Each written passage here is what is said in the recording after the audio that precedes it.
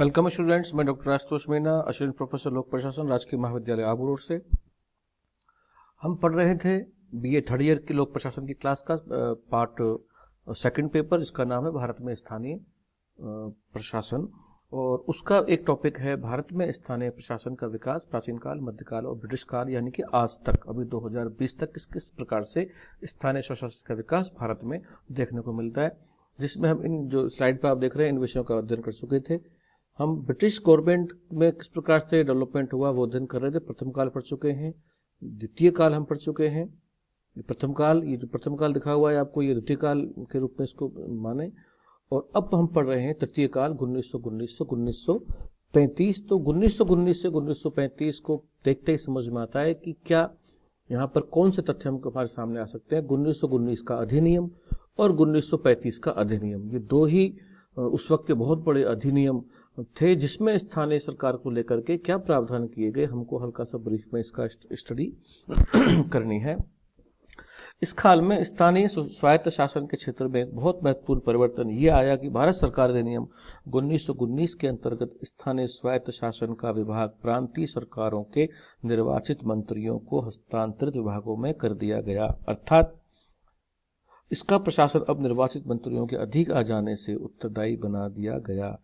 इस परिवर्तन ने स्थानीय स्वायत्त शासन के क्षेत्र में एक नवीन उत्साह उत्पन्न कर दिया। उक्त अधिनियम के लागू होने से स्थानीय स्वशासन का विषय भारत सरकार के नियंत्रण से मुक्त होकर के पूरी तरह से प्रांतीय सरकार के अधिकार की सीमा में आ गया। इसका परिणाम क्या हुआ? इसका परिणाम यह हुआ कि स्थानीय स्वायत्त शासन के क्षेत्रों में जो एकरूपता अब तक पाई जाती थी वह अब न रह सकी।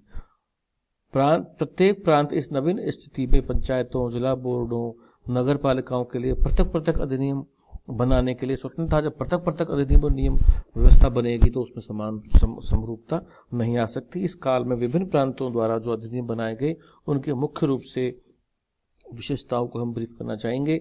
जैसे स्थानीय संस्थाओं का गठन किया गया, पूर्ण रूप से निर्वाचन के आधार पर करना शुरू हो गया। इन निर्वाचनों के लिए निर्वाचक मंडल का विस्तार भी किया गया, जिसका परिणाम यह होगा कि प्रशासकीय शक्ति जनता द्वारा निर्वाचित सदस्यों के हाथों में आ गई। यानी कि पहले प्रशासन के पास पावर थी, अब जनता द्वारा निर्वाचित जो इलेक्टेड मेंबर्स जाते थे उनके पास पावर प्रारंभ हो गई। स्थानीय स्वायत्त शासन की संस्थाओं के अध्यक्ष पद पर गैर सरकारी सदस्य को प्रतिष्ठित करने की व्यवस्था शुरू हो गई। स्थानीय संस्थाओं को अधिक प्रशासकीय शक्तियां देने का वातावरण तैयार हो गया। स्थानीय स्वायत्त शासन की ग्रामीण और नगरीय दोनों प्रकार की संस्थाओं को बजट निर्माण के क्षेत्र में पहले से अधिक शक्तियां दी गई। किंतु इस स्थिति के पश्चात भी विभिन्न कारणों से स्थानीय स्वायत्त शासन के क्षेत्र में कोई उल्लेख प्रकृति देखने को इस काल में नहीं मिलती है। स्थानीय स्वायत्त शासन का विषय यद्यपि लोकप्रिय मंत्री को दिया गया था जैसा, लेकिन इन संस्थाओं को पर्याप्त धन सुलभ तब भी नहीं था, क्योंकि द्वैत शासन के अंतर्गत वित्त पर उन मंत्रियों का कोई अधिकार, यानी कि ड्यूटीज पूरी आ गई थी लेकिन उनके पास वित्तीय शक्तियां हस्तांतरित नहीं की गई थी। समय की गति के साथ ही स्थानीय स्वशासन के दायित्वों में वृद्धि होती गई, किंतु इन बढ़े हुए दायित्वों के निष्पादन के लिए आय के साधनों में वृद्धि नहीं हो पाई।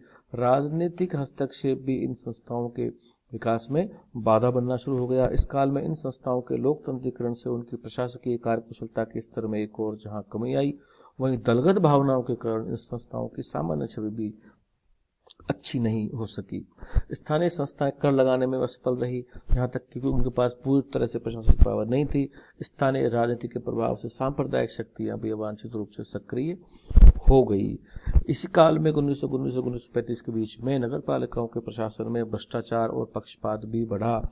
द्वैत शासन के कारण जिलाधीश और उसके कर्मचारियों का जो सहयोग पहले मिलता था वो बंद हो चुका था। जिलाधीश के नियंत्रण के शिथिल हो जाने के कारण इन संस्थाओं की कार्यकुशलता का स्तर एकदम गिर गया।